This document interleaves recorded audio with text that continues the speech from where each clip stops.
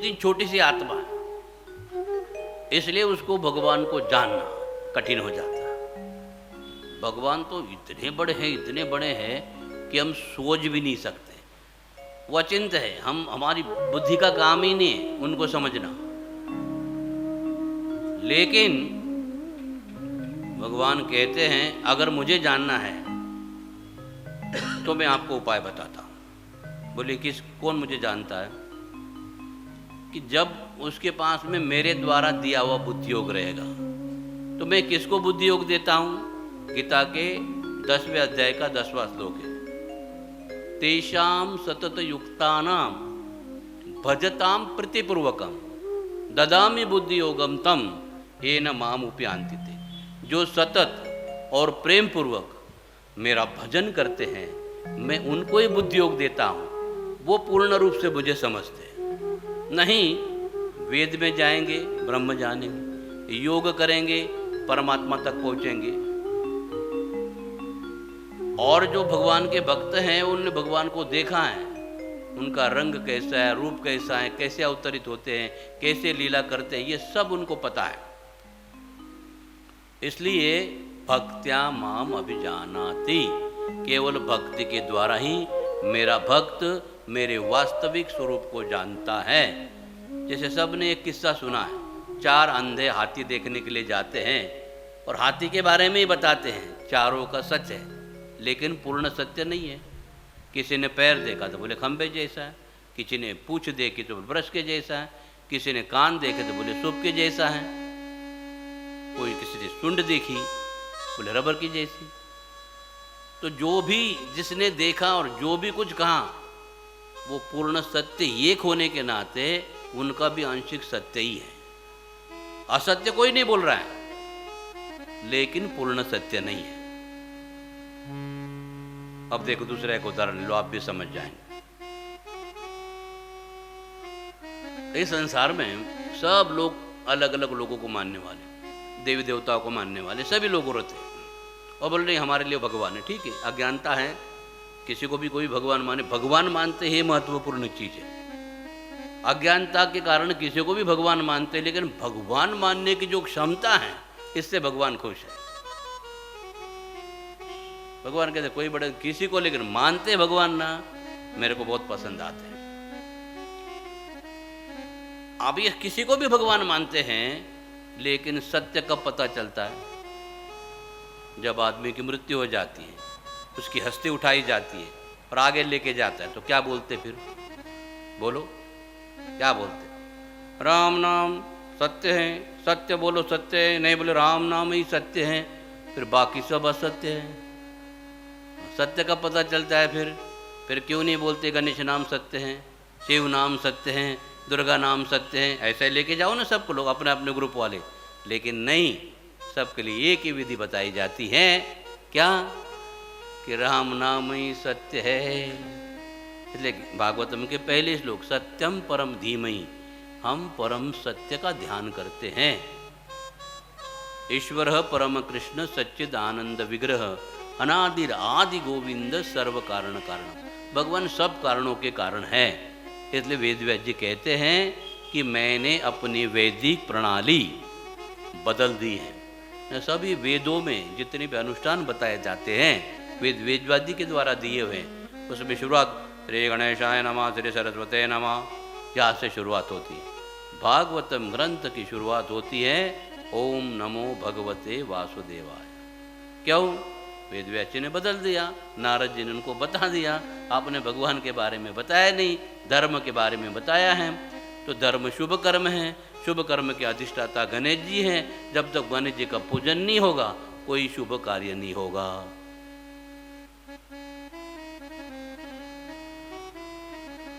तो इस तरह से ये निश्चयात्मक तत्व है। धर्म के किसी भी कार्य में, अच्छे कार्य में गणेश जी का पूजन अनिवार्य है। लेकिन भागवतम ग्रंथ जो है वो ना वो पुण्य देता है जो स्वर्ग में जाने के लिए आप कमाते हो कर्मकांड के द्वारा, और ना कोई पाप रहेगा आपका किसी भी कारण, उसको देखते नहीं है। भागवतम ग्रंथ का काम है आपको पाप से मुक्त कर देना और पुण्य से भी मुक्त कर देना। क्योंकि पुण्य क्या है, स्वर्ग में जाएंगे। अमेरिका में जाना है तो डॉलर चाहिए, इंग्लैंड जाना है तो पाउंड चाहिए। तो अलग अलग स्थानों में जाने के लिए अलग अलग ये चलन है।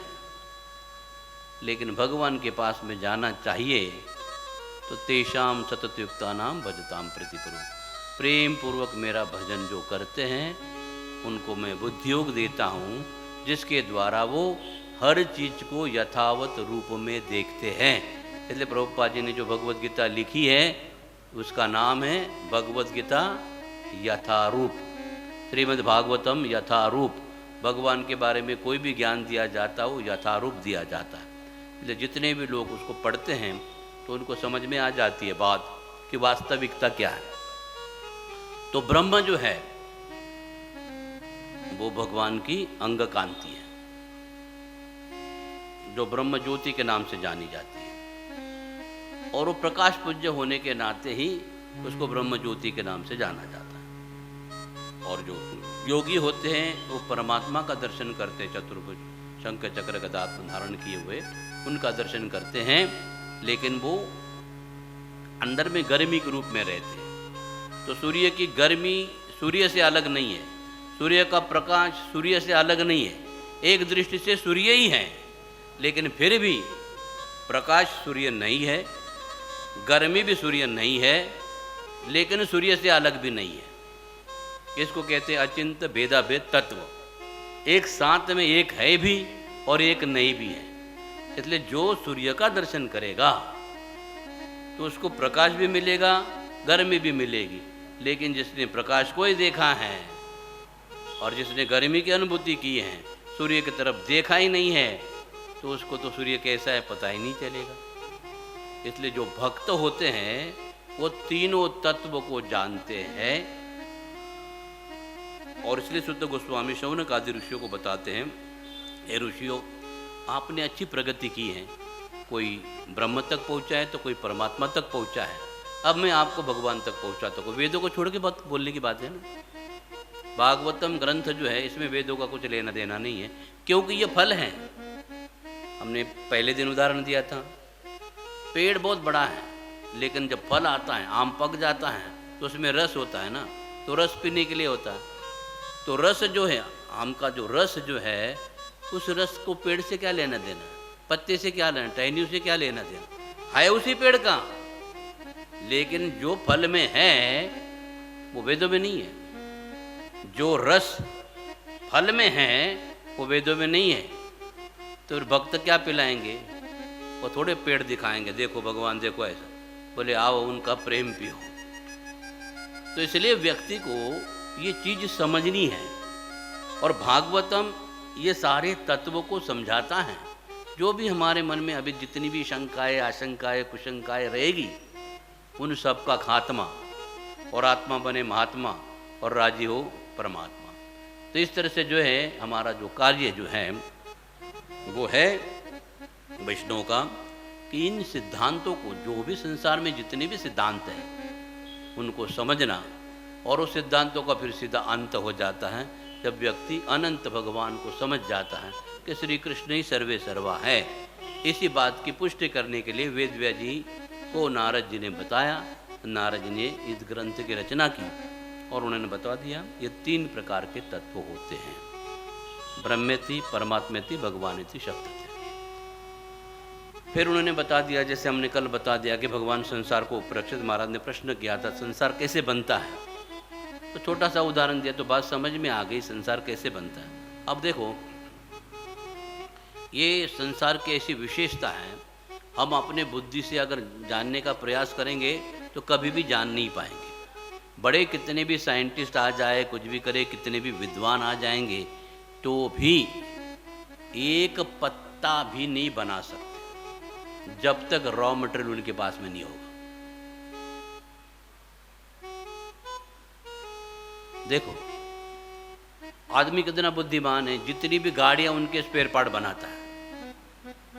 मनुष्य के स्पेयर पार्ट बनाने में क्या जाएगा फिर, इसकी किडनी उधार ले लो, उसकी किडनी उधार ले लो, इसकी आंखें ले लो, उसकी आंखें ले लो, बनाओ ना आप। जब साइंस इतना प्रगतिशील है तो हमारे शरीर के जितने भी स्पेयर पार्ट बनाने चाहिए कि नहीं, लेकिन नहीं बना सकता, क्योंकि उसके लिए जो चाहिए मूलभूत तत्व वो उनके पास में है ही नहीं। वो निर्माण नहीं कर सकते, जुगाड़ कर सकते हैं। किसी चीज़ को इकट्ठा करना, उसका कोई जुगाड़ करना, ना कोई चीज़ बना देना, अलग चीज़ है। लेकिन भगवान तो निर्माण करते हैं, और जब निर्माण करते तो किसी के भी समझ में नहीं आता। पहले दिन हमने बताया, जब माता के गर्भ में बच्चा होता है वो कैसे बनता है। भले बाहर में तुम लगा दो कैमरा, अंदर देखते कैसे बढ़ता है पता चल जाएगा, लेकिन अंदर में क्या होता है, कैसे जुगाड़ होता है, कौन जाता है, कैसे नसें डाल देता है, कैसे खून बनाता है, वो किसी के समझ में आने वाली बात नहीं है। इसलिए जब भी हम भागवतम जानेंगे तो हमें पता होना चाहिए ब्रह्म के नाम से केवल वो प्रकाश तक पहुँचते हैं। परमात्मा के नाम से योगी जो है भगवान को चतुर्भुज रूप में जानते हैं। इसलिए कर्म के लिए करोति शब्द हैं, ज्ञान के लिए जानंती हैं, योग के लिए पश्चंती हैं।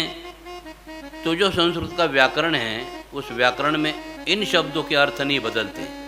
एक शब्द के अनेक अर्थ होते हैं, लेकिन इन शब्दों का कोई ही दूसरा प्रयोग नहीं होता। करोति का मतलब करना ही होता है, जानंती का मतलब जानना ही होता है, पश्चंती का मतलब देखना ही होता है।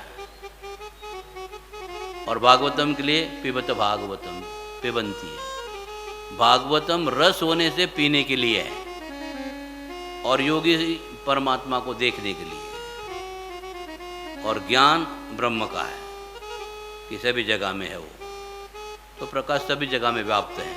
इसलिए भगवान कैसे व्याप्त हैं, जैसे पावर हाउस को आकार होता है, लेकिन बिजली को आकार नहीं है, लेकिन वायर के माध्यम से पूरे सिटी में फैलाई जाती है।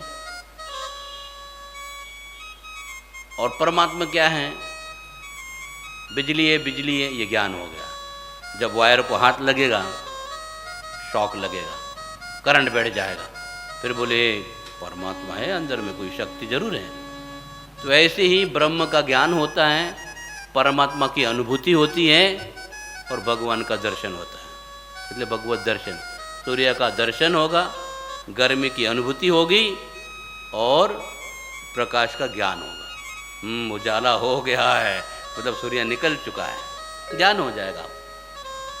तो कैसे ज्ञान होता है, ब्रह्म का ज्ञान होता है, प्रकाश का ज्ञान, गर्मी की अनुभूति, और दर्शन किसका करेंगे हम, सूर्य का। तो ऐसे भगवान श्री कृष्ण का दर्शन है।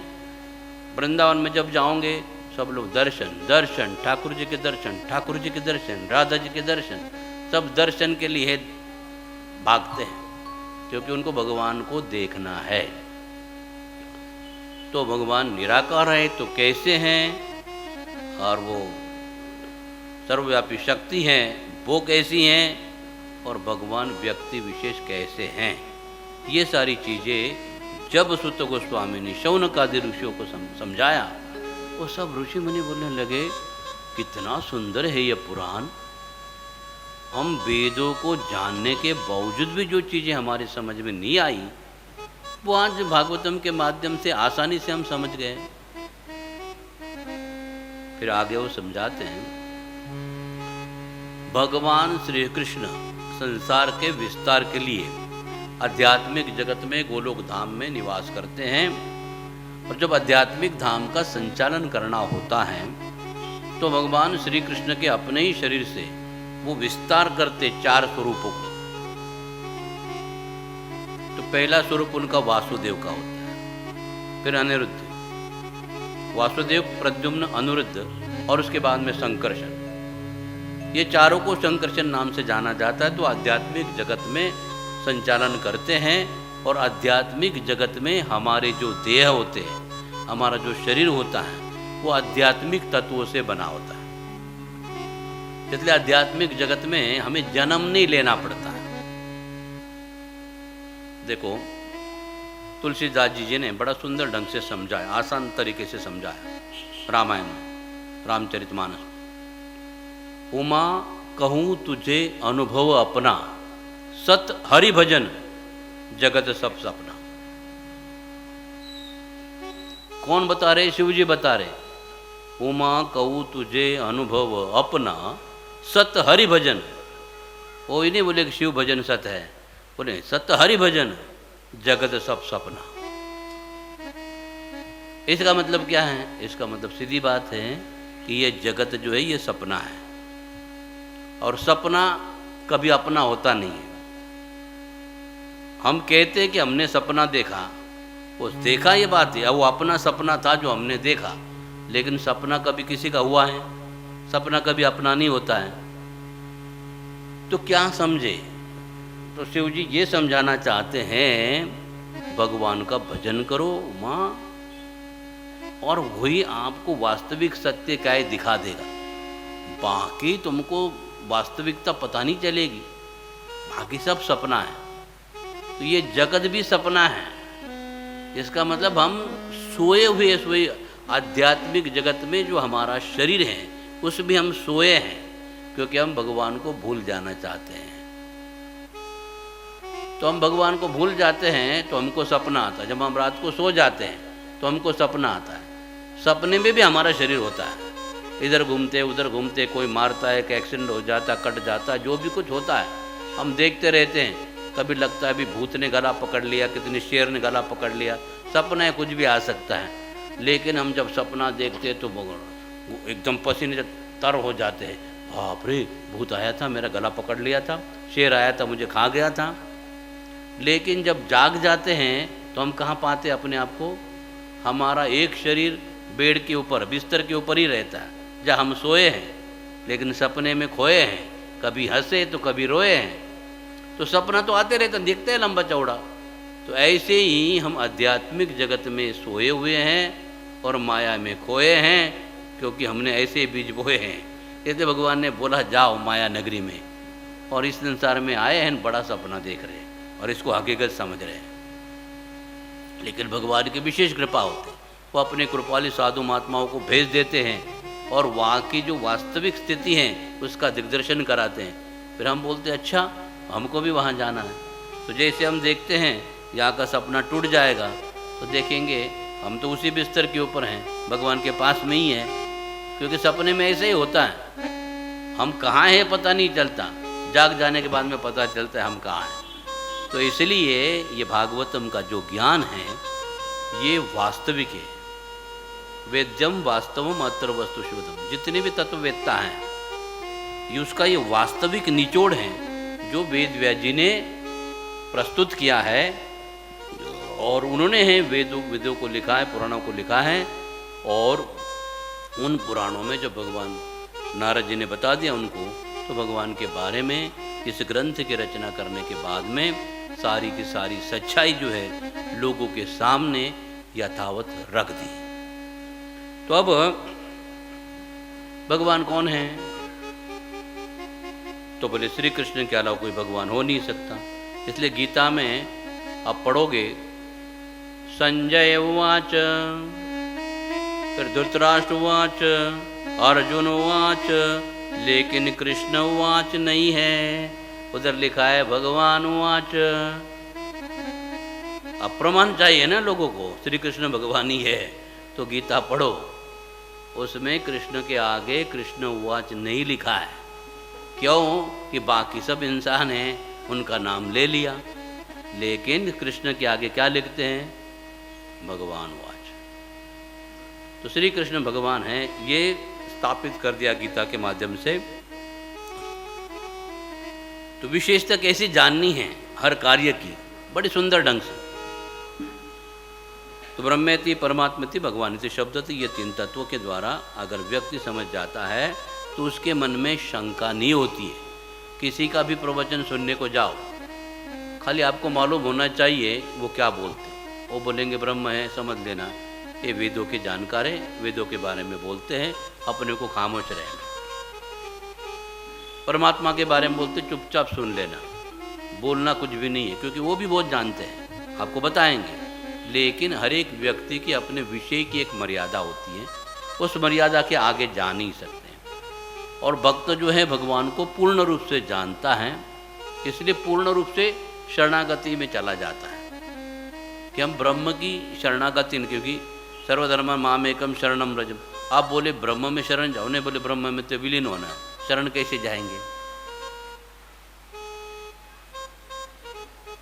तो हम विलीन नहीं हो सकते। और हम बोलेंगे परमात्मा हो गए, ऐसा भी नहीं होता है। कोई भी व्यक्ति परमात्मा हो ही नहीं सकता, क्योंकि परमात्मा होने की शक्ति हमारे पास में नहीं है। पहले ही बता दिए, परमात्मा के 4 हाथ होते हैं, हमको कितने हाथ हैं? 2। ऑपरेशन करके 2 लगा दो, फिर भी शंख चक्र गदा पद्म ले पाएंगे हम हाथ में? नहीं, 24 घंटा रखना है। शादी पर्स हमारे हाथ में 24 घंटा नहीं रहती, एक थैला 24 घंटा हम नहीं रख सकते, थोड़े समय के लिए रख दो इधर उधर में, और वो सदा के लिए शंख चक्र और गदा और पद्म धारण के रखते हैं।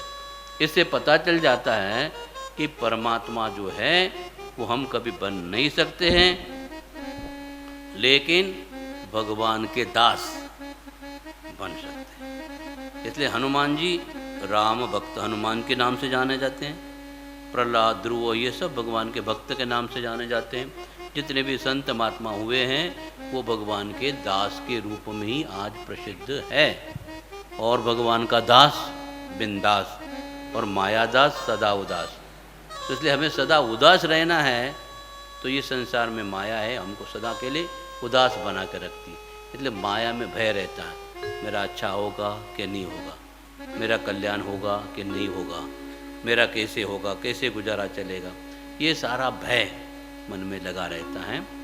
इसलिए सुखदेव गोस्वामी, सुत गोस्वामी शौनक आदि ऋषियों को समझाते हैं कि देखो, मैंने आपको ये सब वेदों के परे का तत्व बता दिया है, उसमें वेदों के अंतर्गत वाला भी तत्व आ गया है, लेकिन ये सर्वोपरि तत्व जो है, इसलिए आपको भगवान श्री कृष्ण की लीला कथा सुननी चाहिए। और अभी मैं आपको बता देता हूँ, एते च अंश कला पुंसाम कृष्णस्तु भगवान स्वयं इंद्रारि व्याकुलम लोकम मृडयंती युगे युगे। भगवान युग युग में अलग अलग प्रकार के अवतार ग्रहण करके आते हैं, लेकिन भगवान कहते मैं स्वयं ही आता हूँ। तो इसलिए वो विस्तार की परिचय देते हुए बताते हैं अभी कैसे कैसे होता है, कैसे आता है।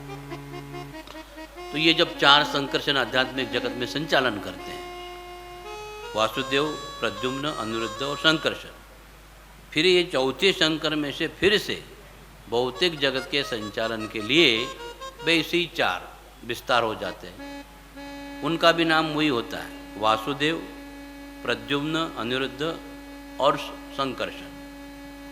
तो क्रम से 8वें जो संकर्षण हैं,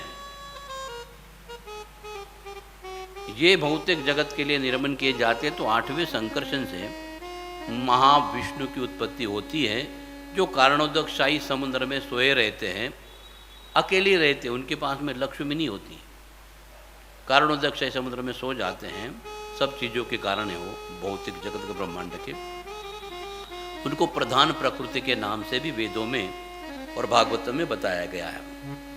मतलब प्रकृति के अनुकूल जितने भी लगने वाले तत्व जो होते हैं, प्रचुर मात्रा में महाविष्णु जी के शरीर में होते हैं। जैसे पृथ्वी, अग्नि, जल, वायु, आकाश, वन, बुद्धि और अहंकार, ये 8 के 8 तत्व प्रचुर मात्रा में उस महाविष्णु के शरीर में होते हैं। और कर्णोदक शयन में वो शयन करते हैं अकेले। अब जब इस सृष्टि का निर्माण करना है, तो उनके एक एक रोम कुपों से एक एक ब्रह्मांड की उत्पत्ति होती है। तो उनके शरीर में रोम तो बहुत है, अनंत है, तो अनंत कोटि ब्रह्मांडों को निर्माण करते हैं। उसमें हमारा ये जो ब्रह्मांड है, ये चतुर्मुखी ब्रह्मा जी का है। जिस ब्रह्मांड में हम रह रहे हैं वो चतुर्मुखी ब्रह्मांड है। ब्रह्मा जी के 4 मुख हैं। ऐसे 5 मुख वाले, 3 मुख वाले, 2 मुख वाले, 1 मुख वाले भी ब्रह्मा जी होते हैं। छोटे छोटे ब्रह्मांड होते हैं। फिर 10 मुख वाले, 1000 मुख वाले, लाख मुख वाले, 10 लाख मुख वाले, करोड़ों मुख वाले, ऐसे बड़े बड़े ब्रह्मा जी होती है। वो ब्रह्मांड भी उतने बड़े बड़े होते हैं और सारी चीज़ें यही बनती है उनके पास। तो इसलिए ये जो ब्रह्मांड उन्होंने बनाया, इसको चतुर्मुखी ब्रह्मांड कहा जाता है। चतुर्मुखी ब्रह्मा जी का ब्रह्मांड है जिसमें हम रहते हैं। कभी परिचय देना हो किधर कोई सवाल करेगा तो हमारे पास जवाब होना चाहिए, हम कहाँ रहते करके। और ये भी कैसे है कि जब महाविष्णु के शरीर में अलग अलग ब्रह्मांड होते हैं तो हर एक ब्रह्मांड के नीचे गर्भोदकशाही विष्णु होते हैं। उदक का मतलब पानी, पानी के गर्भ के अंदर अंदर में रहते हैं, इसलिए गर्भ उदक शाही, शयन करने वाले विष्णु कहा जाता। और लक्ष्मी उनकी चरण सेवा करती है। और उनके नाभि से जो कमलनाल निकलता है, सबसे ऊपर ब्रह्मा जी होते हैं और उनका एक ही मुख होता है, लेकिन सब जब पानी देखते तो घूमने लगते तो उनके 4 मुख हो जाते हैं।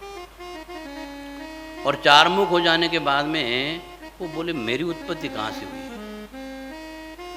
इसलिए वो भी तपस्या करते 100 साल तक और वहां से निकलते हैं, कमलनाल के अंदर घुसते हैं ढूंढने के लिए कि कहाँ से जड़ है, कितना गहराई है। तो नीचे जाते हैं, लेकिन कोई भी ठोर नहीं मिलता। तब आकाशवाणी होती है, ब्रह्मा जी ऐसा मत करो, ये ढूंढना बंद कर दो, आप केवल वर्णमाला के 16वें अक्षर त और 21वें अक्षर प आप तप करो, फिर आपकी जो स्मृति है संसार निर्माण करने की आपको फिर से प्राप्त हो जाएगी। फिर ब्रह्मा जी जाकर तपस्या कर लेते हैं 100 साल तक, और उनको, वो इंजीनियर हैं, कैसे सारी चीज़ों को बनाना है वो भूल गए थे, वो स्मृति फिर से प्राप्त हो जाती है।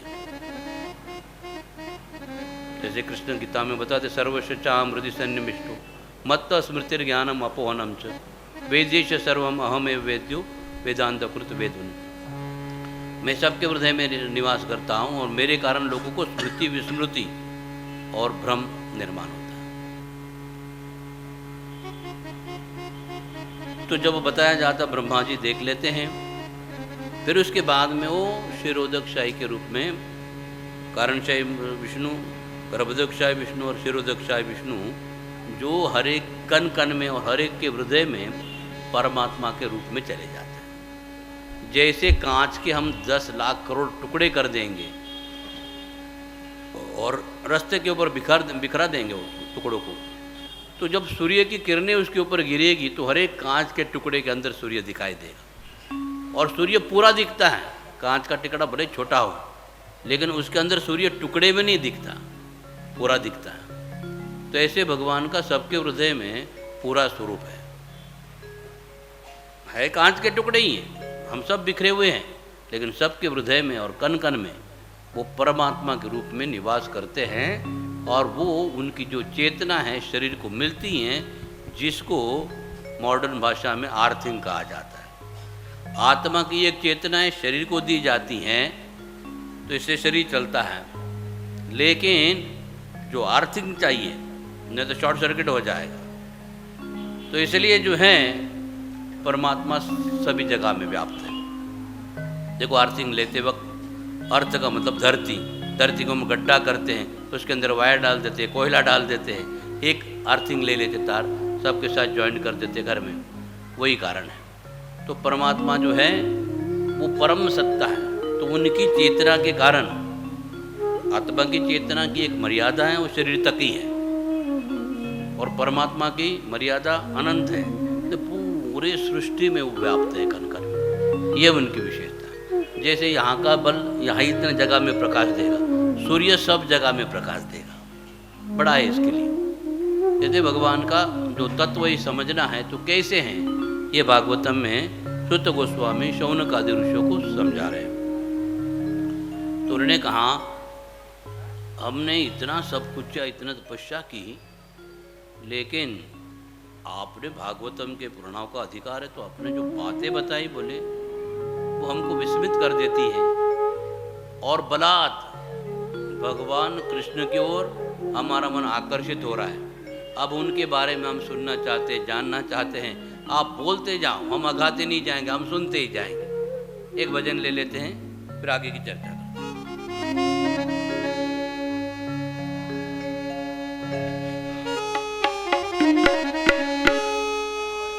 आप क्या जानो मेरे कन्हाई, कैसे तुम बिन जिए जा रहे हैं। आप क्या जानो मेरे कन्हाई, कैसे तुम बिन जिए जा रहे हैं। तेरे मिलने की उम्मीद लेकर, तेरे मिलने की उम्मीद लेकर गम के आंसू किए जा रहे हैं।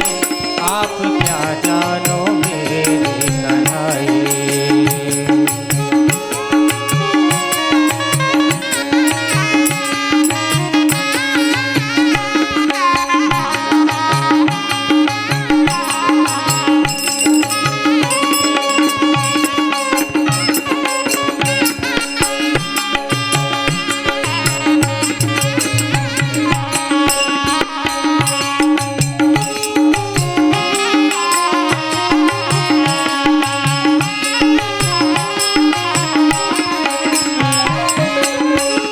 जुदाई सहेंगे हम कब तक, ये जुदाई सहेंगे हम कब तक। बिना दर्शन रहेंगे हम कब तक, ये जुदाई सहेंगे हम कब तक। बिना दर्शन रहेंगे हम कब तक। दुनिया से हुए हम बेगाने, दुनिया से हुए हम बेगाने। तेरा नाम जपे जा रहे हैं, तेरा नाम जपे जा रहे हैं। आप क्या जानो मेरे कन्हाई, कैसे तुम बिन जिए जा रहे हैं। तेरे मिलने की उम्मीद लेकर, तेरे मिलने की उम्मीद लेकर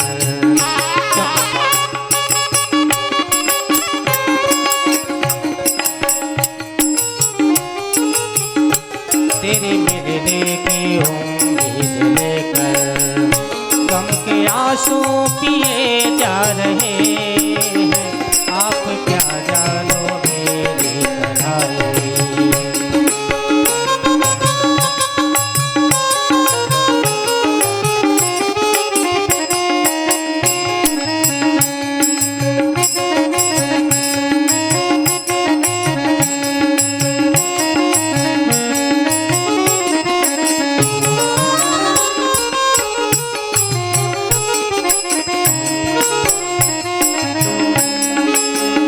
मेरे कान्हा कहाँ खो गए हो, मेरे कान्हा।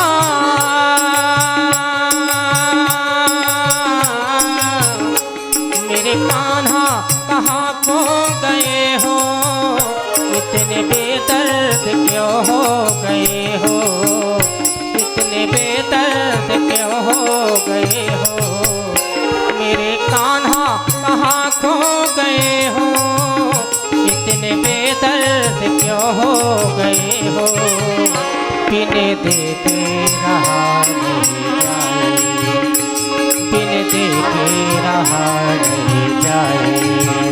मुझे तड़पन दिए जा रहे हो। आप क्या जानो मेरी कन्हाई, कैसे तुम बिन जिए जा रहे हैं। आप क्या जानो मेरी कन्हाई।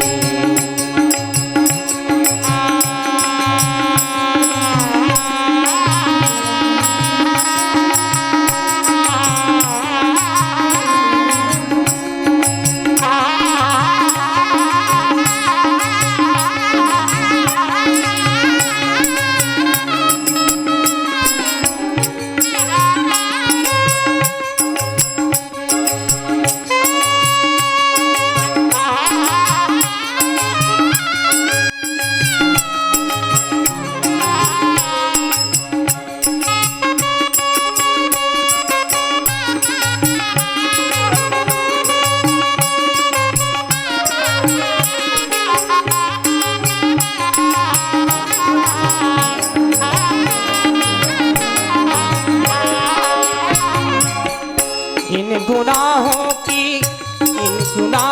की है ये सजाएं, किन गुनाहों की है ये सजाएं, मेरे कान्हा हमें तुम बताए, किन गुनाहों की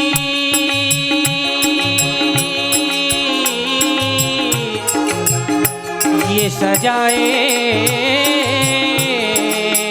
किन गुनाहों की है ये सजाए, मेरे कान्हा हमें तुम बताए, टुकड़े टुकड़े हुआ दिल मेरा, टुकड़े टुकड़े हुआ दिल मेरा, फिर भी पूजा किए जा रहे हैं, टुकड़े टुकड़े हुआ दिल मेरा, फिर भी पूजा किए जा रहे हैं, आप क्या जानो मेरी भलाई।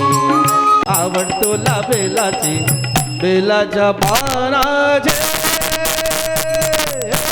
भोळ्या शंकरा, हे भोळ्या शंकरा, हे भोळ्या शंकरा, आवड तुला बेलाची, आवड तुला बेलाची बेलाच्या पानाचे भोळ्या शंकरा, हे भोळ्या शंकरा, हे भोळ्या शंकरा.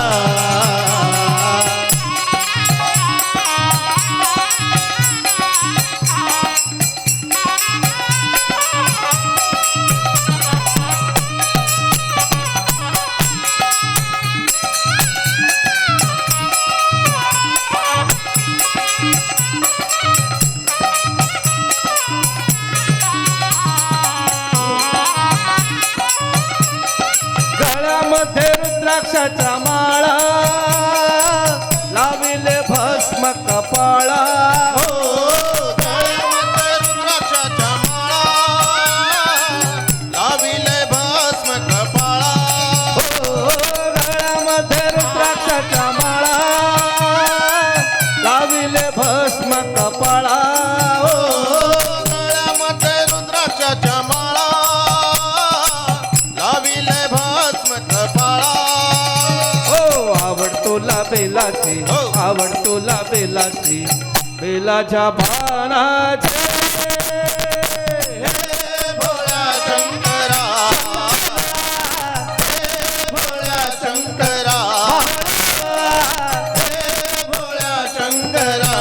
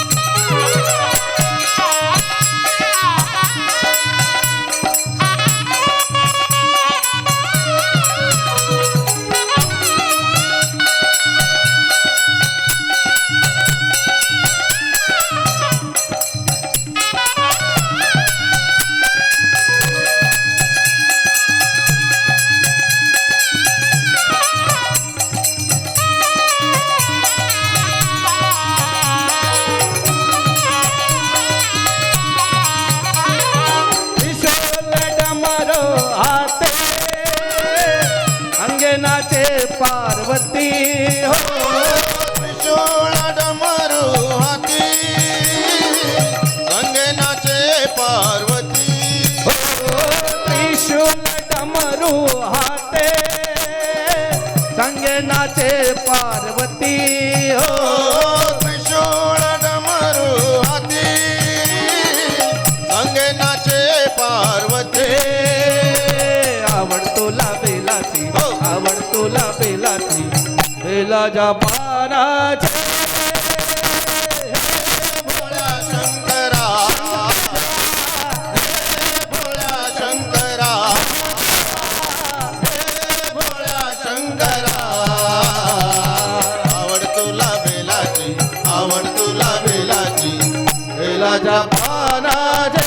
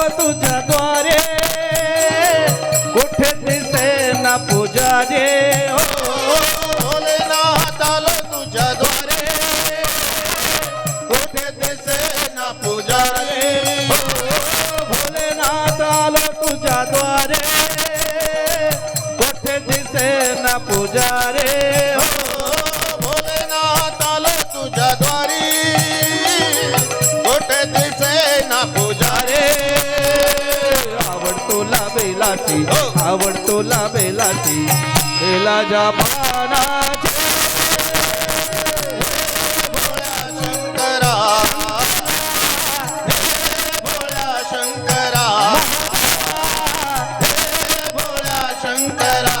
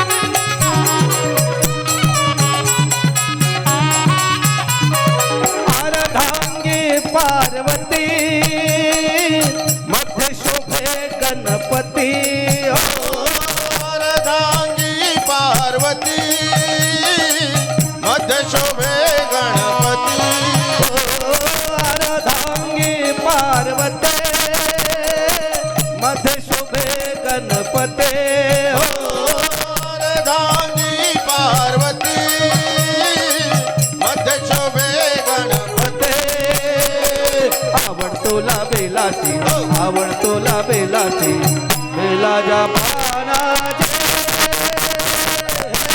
भोळ्या शंकरा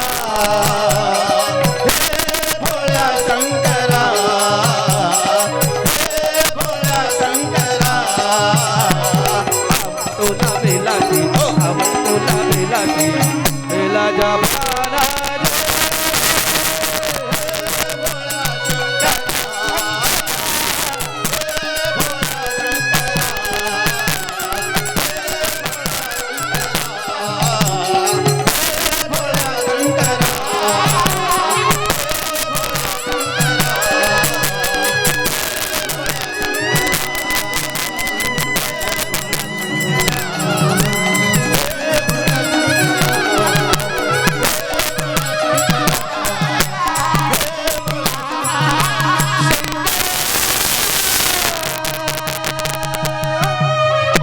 उमापति महादेव की जय जय श्री राधे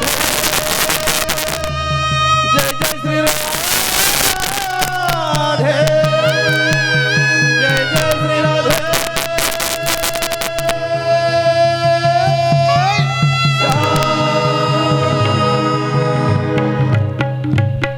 पावनी कथा, मंगलमयी कथा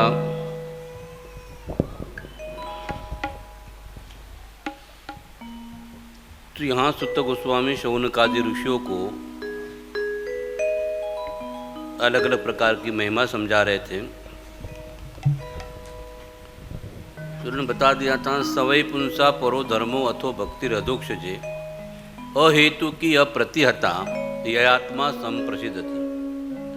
अभी तक लोगों को जो धर्म हमने समझाए वो वर्णाश्रम धर्म के तत्वों को समझाया था, जिसमें 4 वर्ण 4 आश्रम आते हैं, 4 पुरुषार्थ आते हैं। 4 वर्ण हैं ब्राह्मण, क्षत्रिय, वैश्य और शूद्र। 4 आश्रम में ब्रह्मचारी, गृहस्थ, वानप्रस्थ और संन्यास। 4 पुरुषार्थ, धर्म, अर्थ, काम और मोक्ष। 4 युग हैं, सत्य, त्रेता, द्वापर और कली।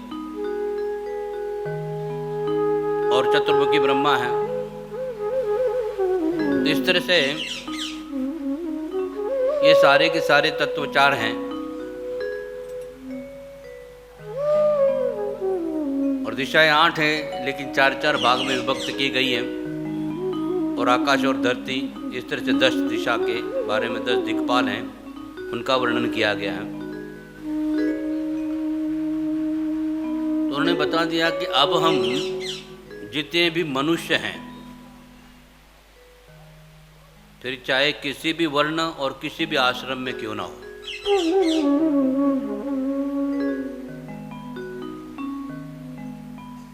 अब यहाँ परसों के दिन हमने परिभाषा की थी, शुद्ध जाति कैसी होती है, उसमें हमने दिग्दर्शन कराया था।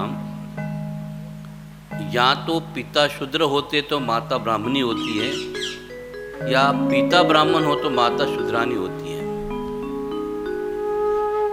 लेकिन यहाँ में भगवान श्री कृष्ण की जो वर्णाश्रम प्रणाली है धर्म की, वो बड़ी दिव्य है। सामान्य व्यक्ति इस प्रणाली को समझ नहीं पाए, बड़े बड़े विद्वान भी नहीं समझ पाए कि श्री कृष्ण ने कितनी सरल भाषा में गीता में इसका प्रस्तुतिकरण किया गया कि चतुर्वर्णम मया सृष्टम गुण कर्म विभागस। और वेदों ने भी बता दिया है, जन्मना जायते शूद्र संस्कारात् भवते द्विज वेद पाठात् भवे विप्र ब्रह्म जानाति इति ब्राह्मण और परब्रह्म जानाति इति वैष्णव। अब यह सिद्धांत है, इसे हम समझने का प्रयास करेंगे। ये सुत गोस्वामी शौनकादि ऋषियों को समझा रहे हैं कि आप ऋग्वेदी ब्राह्मण हो और हमें सुत जाति की ओर के पुराणों का अधिकार दिया है, यदि हमको अपने विराजमान किया है व्यासासन के ऊपर और हमसे पुराण सुनना चाहते हो, तो ऐसे तनिक भी कोई तुच्छ भावनाएं शौनकादि ऋषियों के मन में नहीं थी। द्वापर युग था और त्रेता में तो प्रभु रामचंद्र जी स्वयं भिलनी के झूठे भेर खाने के लिए उसके घर चले गए थे, शबरी के झूठे बेर खाएं। तो सवाल वर्णाश्रम धर्म में ऐसी कोई भी चीज नहीं है कि जिसकी कहीं घृणा की जाए, या कोई चीज व्यक्ति विशेष जो है किसी वर्ण और किसी आश्रम का छूत और अछूत के दायरे में आ जाए, ऐसा कोई सिद्धांतिक तत्व पुराणों में नहीं है। खैर जो भी हो, जैसा है समाज बदलता, विचारधारा बदलती है, लेकिन ये सुत गोस्वामी शौनकादि ऋषियों को वर्णाश्रम धर्म की जो महिमा बताते हैं, जो वेदों का विषय है और वेदों के परे भागवतम है, तो दोनों में कैसे अभिरुचि रखनी चाहिए और कैसे आगे बढ़ना चाहिए और क्या करने से ये सारे द्वेष, ये द्वंद्व समाप्त हो सकते हैं। तो सुत गोस्वामी समझाते हैं कि देखो, ये हमारा शरीर जो है ये जीता जागता उदाहरण है। जैसे हमने कल बता दिया, पूरा ब्रह्मांड मुख में कैसे क्या क्या प्रकट होता आपको बता दिया था। तो अभी यही शरीर के द्वारा वर्णाश्रम धर्म को समझने की कोशिश करते हैं। ये जो मस्तिष्क है ये सबसे ऊंचा है, इसलिए ब्राह्मण वर्ण को सबसे ऊंचा माना गया है, क्योंकि ज्ञान का भंडार होता है, वेदों का ज्ञाता होता है और लोगों को धार्मिक कार्य में मदद करता है। उनके विवाहादि प्रसंग हो, पूजन के लिए, कोई कर्म कांड का अनुष्ठान हो, उसकी पूजा के लिए उनकी नियुक्ति की गई है। ये ब्राह्मण है। ये हाथ जो हैं, ये भुजाएं, ये क्षत्रिय हैं। क्षत्रियों में होने के नाते इंद्र का निवास है, ब्राह्मण होने के नाते ब्रह्मा जी का निवास है। फिर हमारा जो पेट जो है इसको वैश्य कहा गया है, और हमारे पैर को शूद्र कहा गया है। अब देखो, ऐसा संसार में कोई भी देश नहीं है जिसने वर्णाश्रम धर्म की योजना नहीं है। ये सिस्टम सभी जगह में है। हर देश में सरकार को सलाह देने वाले जो बुद्धिजीवी वर्ग के लोग हैं वो ब्राह्मण के स्तर में आते हैं, और जो मिलिट्री में हैं, एडमिनिस्ट्रेशन करते, संचालन करते हैं, वो क्षत्रिय कहलाते हैं। जो व्यापारी होते हैं, किसान होते हैं, वो वैश्य कहलाते हैं, और जो लेबर क्लास ऑफ पीपल उनको शूद्र कहा जाता है। तो हर देश में है, ऐसा कोई भी देश बाकी नहीं है कि जिसके अंदर में काम करने वाले वर्कर नहीं है, व्यापारी नहीं है, क्षत्रिय नहीं है और ब्राह्मण नहीं है। कोई भी संचालन का कार्य लेगा अपने हाथ में तो ये वर्ण प्रणाली उसको स्थापित करनी ही पड़ती है। नहीं करेंगे तो भी अनजाने में हो ही जाती है, क्योंकि जब भगवान के द्वारा कोई चीज स्थापित कर दी जाती है उसका कोई तोड़ नहीं है। जैसे गणेश शास्त्र है, गणेश शास्त्र यही कहता जो मैं कहूँगा वही सही। तो हम बोलेंगे गणेश शास्त्र को बड़ा अभिमान है, कोई नहीं है, सारे विद्वान उसके आगे फैले। गणित ने बता दिया 2 और 2 4। तुम कितने भी विद्वान हो या मूर्ख हो और जो भी कुछ हो, लेकिन 2 और 2 4 ही आपको भी समझना पड़ेगा, क्योंकि गणित शास्त्र कॉम्प्रोमाइज़ नहीं करता। नहीं 2 और 2 3 बोल दो, 5 बोल दो, नहीं गणित शास्त्र कहते गलत, मैंने जो बताया वही सही।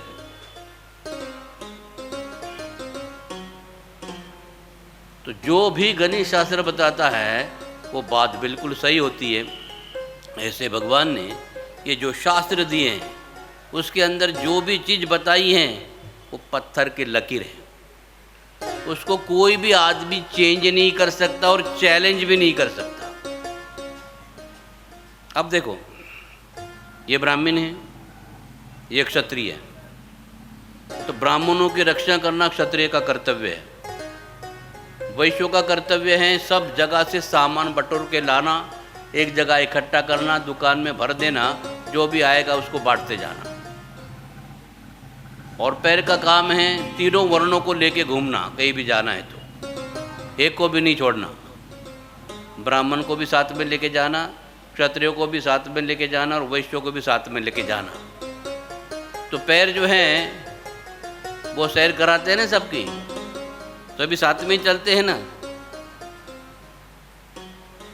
और व्यवस्था कैसे करके रखी है?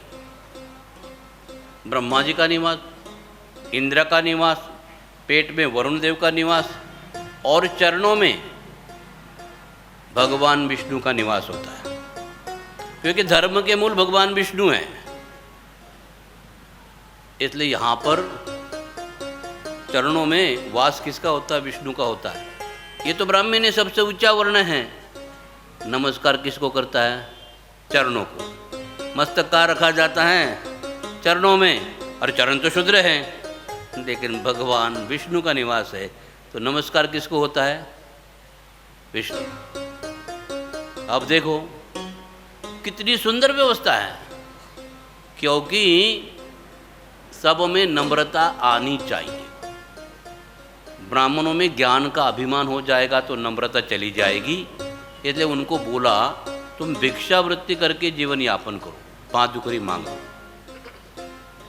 क्षत्रियों को कहा आपको राजगुरु के, अपने पुरोहितों के आगे, ब्राह्मणों के आगे नतमस्तक होना है, उनको दान देना है, उनकी रक्षा करना है, तो उनमें नम्रता आ जाती है। नहीं तो क्षत्रिय हम बड़े शक्तिशाली है, हमें क्या किसी का डर है, हम किसी के आगे नहीं झुकेंगे, नम्रता चली जाएगी। इसलिए उनके लिए व्यवस्था भगवान ने करके रखी है। और जो वैश्य हैं वो राजा को कर देते हैं और ब्राह्मणों को दान देते हैं, नतमस्तक हो जाते हैं। और शूद्र तो सबके आगे हाथ जोड़ के खड़ा रहता है, कुछ भी वो सेवा बोले हम करते जाएंगे। तो इसलिए जैसे शरीर का ये व्यवहार सुचारू ढंग से चलता है, आप बोलेंगे पैर क्षुद्र हैं, उनको काट के फेंक दो। है किसी की हिम्मत पैर को अलग करने की? बोले क्षत्रिय बड़े खराब है, हाथ को काट के फेंक दो। बोले वैश्य बड़े खराब है, पेट को निकाल के फेंक दो। बोले ब्राह्मण जो है फिर सर को काट के रख दो। चलेगा नहीं, चारों की जरूरत है, क्योंकि ये भगवान श्री कृष्ण की निर्मिति है। और जब वो कुछ भी कार्य निर्मित करते हैं तो उसमें कभी भी कोई गलती नहीं होती है। लेकिन हम अपने आप को उनसे ज़्यादा विद्वान समझते हैं और अपनी बुद्धि उसके अंदर लड़ाने की कोशिश करते हैं, तो फिर वातावरण बिगड़ जाता है। इसलिए सुत गोस्वामी शौनक आदि ऋषियों को सारे सिद्धांत जो है भली भांति समझाते हैं। इसलिए वर्णाश्रम धर्म भगवान की देन है, और उन्होंने बनाई हुई जो प्रणाली है वो चतुर्वर्णम मया सृष्टम गुण कर्म विभाग सो, गुण और कर्म के अनुसार हैं। लेकिन कुछ लोग ऐसे हैं जो जन्म के अनुसार समझते हैं। तो जन्म के अनुसार ये सिद्धांत तो त्रेता युग में ही नष्ट हो गया था। जन्म से रावण ब्राह्मण था, लेकिन प्रवृत्ति तो असुर की कर रहा था। तो इसलिए असुर की प्रवृत्ति करेंगे तो आतंकवादी के तौर पर ही माना जाएगा, और फिर आतंकवादी की समाज को जरूरत नहीं है, उसको नष्ट किया जाना पड़ता। इसलिए भगवान बताते हैं कि हर एक के अंदर जो गुण हैं, जो हमने पहले परसों के दिन बताया था कि जैसा अन्न खाते वैसे गुण बढ़ते हैं। प्रकृति क्रियमाणानि गुणे कर्माणि सर्वशः अहंकार विमूढ़ आत्मा कर्ता अहमिति मन्यते। ये मैंने किया, आपने किया ही नहीं है। आपने जो अन्न खाया उसमें जो गुण प्रकट हो गए, वो गुणों ने जाकर आपको वैसे बना दिया है। सर्वगुण संपन्न ब्राह्मण है और वो एक बोतल शराब की पी जाएगा, क्या संस्कृत श्लोक बोलेगा? पूजा पाठ में उसको लेके जाएंगे तो वो बोलेगा ओम पवित्र वाम सर्वस्ताम गतो अपि वाम यद स्मरित पुंडरीकाक्षम सब बोल सकता है इतना अच्छा? वो तो बेल देंगे ये क्या है, मुझे नहीं चाहिए। क्यों कि शराब पीने से उसकी बुद्धि, उसका शरीर जो है उसी ताम से गुण वाला हो जाएगा और वो तमोगुण का ही कार्य करेगा। इसलिए सारे के सारी जो सिस्टम जो है भगवान ने बनाई है वो वर्णाश्रम धर्म की हैं, और उसकी नींव भगवान ने स्वयं रखी है। इसमें कोई खामी नहीं है। लेकिन चतुर्वर्णम मया सृष्टम गुण कर्म विभाग, गुण के अनुसार आपके कर्म होते हैं और उसी के अनुसार आपको वो श्रेणी प्राप्त हो जाती है, ब्राह्मण की, क्षत्रिय की, वैश्य की और शूद्र की। अगर आप ब्राह्मण का काम करोगे तो आप ब्राह्मण हो। लेकिन वर्णाश्रम धर्म में फिक्स पॉलिसी है, ब्राह्मण का काम शूद्र नहीं कर सकता, शूद्र का काम ब्राह्मण नहीं कर सकता, क्षत्रिय भी शूद्र का काम नहीं कर सकता, वैश्य भी नहीं कर सकता। तो जो व्यक्ति जैसा है वही काम कर सकता है। जैसे मारवाड़ी में कहावत है, जेनो काम तेनो करे, बीजो करे सो गोता का है।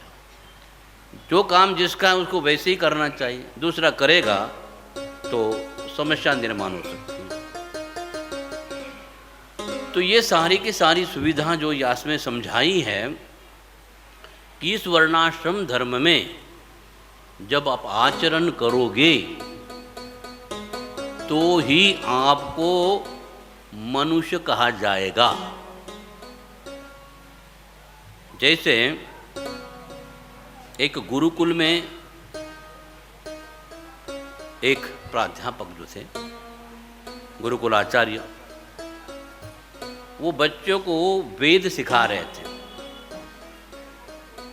और उसमें एक बात बच्चों को बचपन से समझाई जा गई थी कि धर्म ही विहीना पशु ही समाना।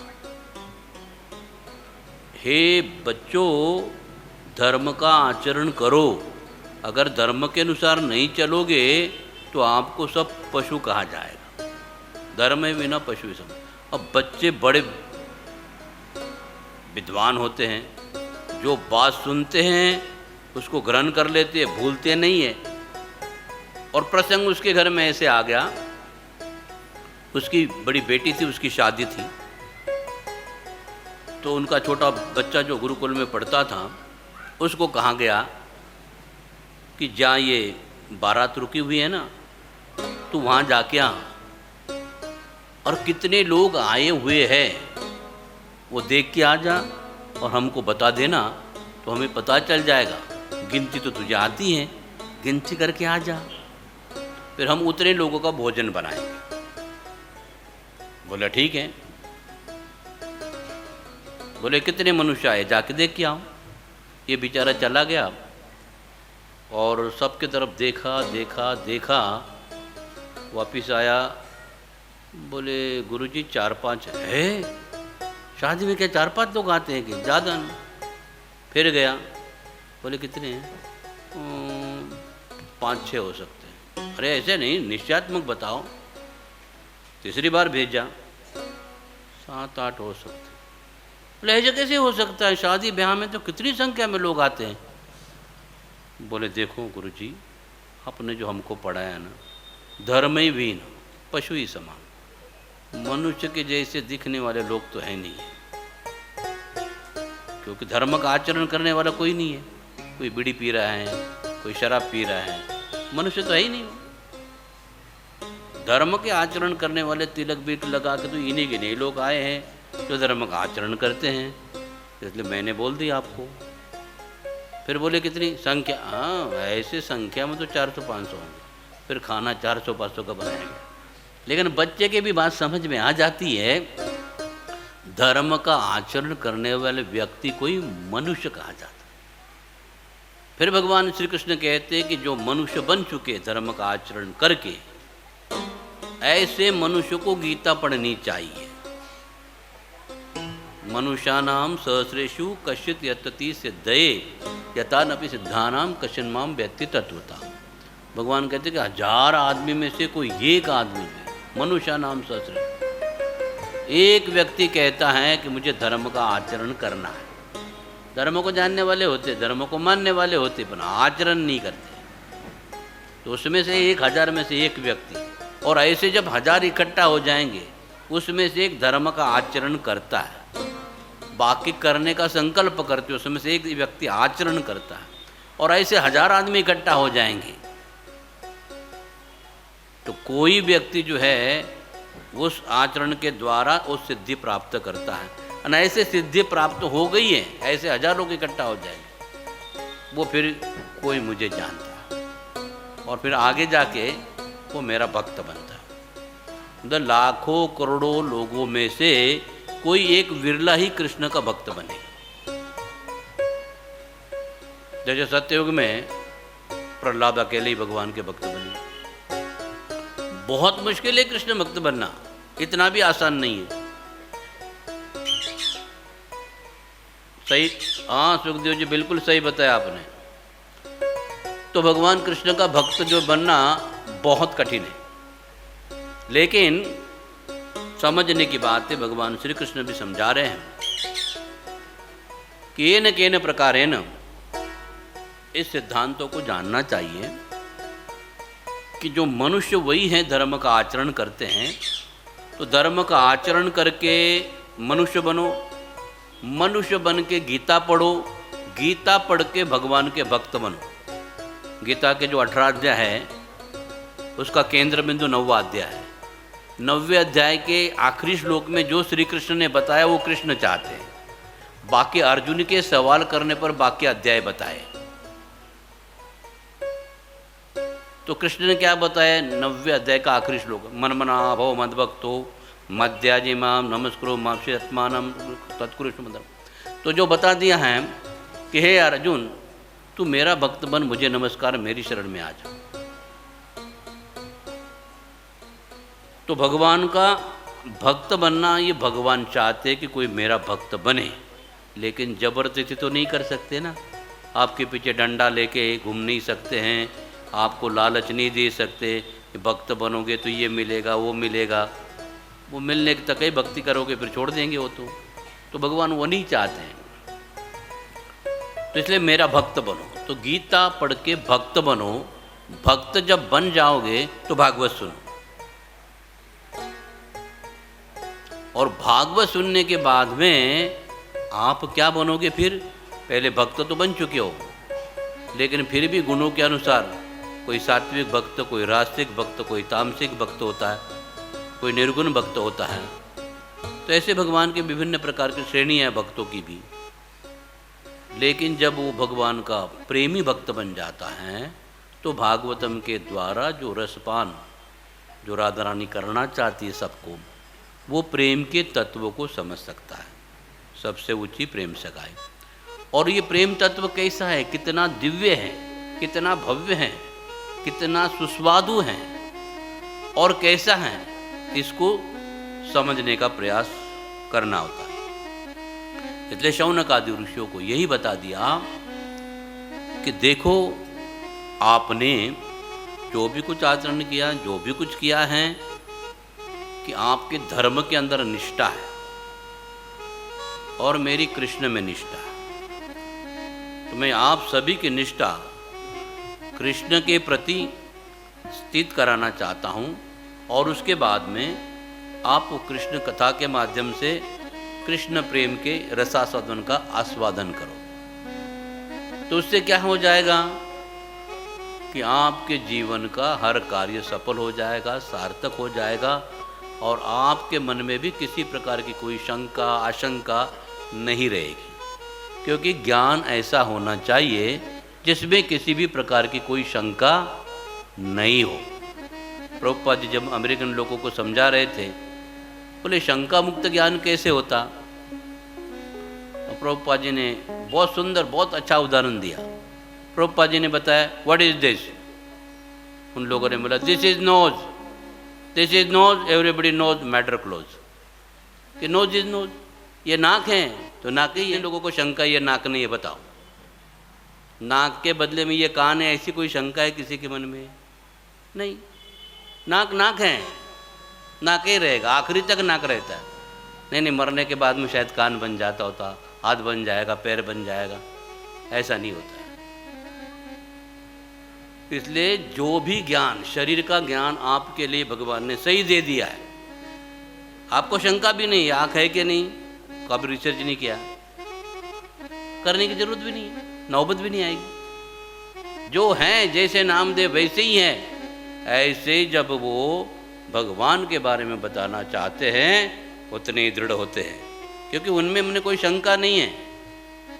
और लोग अज्ञानों के कारण, अज्ञानता के कारण, अज्ञानी होने के कारण जो भी अपना अभिप्राय देते या किसी को भी भगवान मानते हैं, उसमें कोई दोष नहीं है।